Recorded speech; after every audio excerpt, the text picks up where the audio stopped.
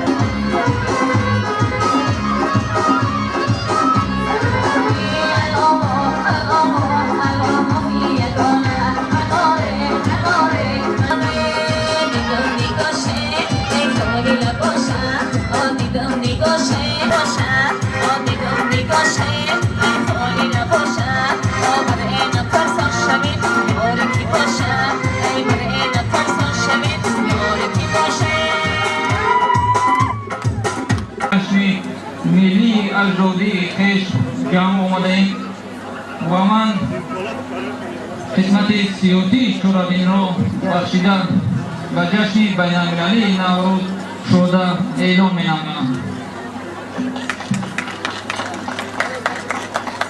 وقتی که شاه جمشید تخت کلاگین خود را ساخته در وقت برآمدن آفتاب کلاب در نورهای آفتاب جلوه داده در نوروزنامه گفته شده است که جمشید این روز را نوروز نامید و فضل تاجیکان از قدیم باباجان غفور رضا ترکزاده آسینی کوشید به خرج دادند که سلطان مرکزی هیچ کمیته اتحاد شوروی مراجعه نمودند.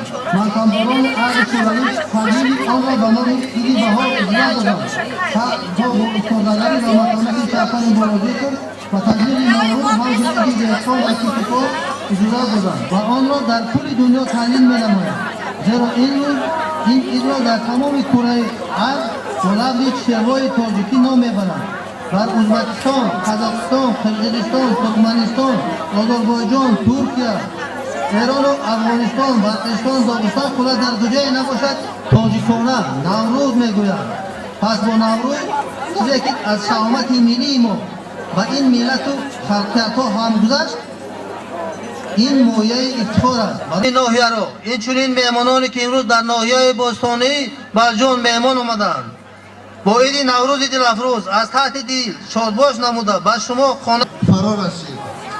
با این مناسبت همه شما محنتکشان ناحیه بلجوان را صمیمانه تبریک و شادباش میگویم. زندگی سازی آن به میراث گرفته. با تشکر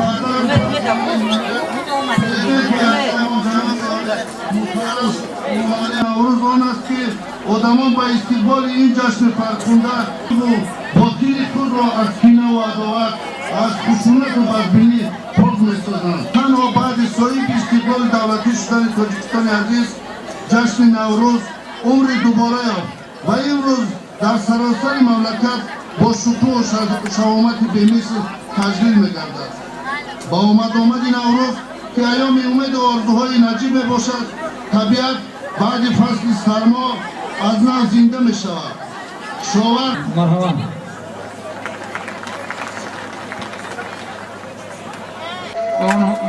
غلام محیب الله افتخارنامه رئیس نمای بلجوان تقدیم کرده میشود.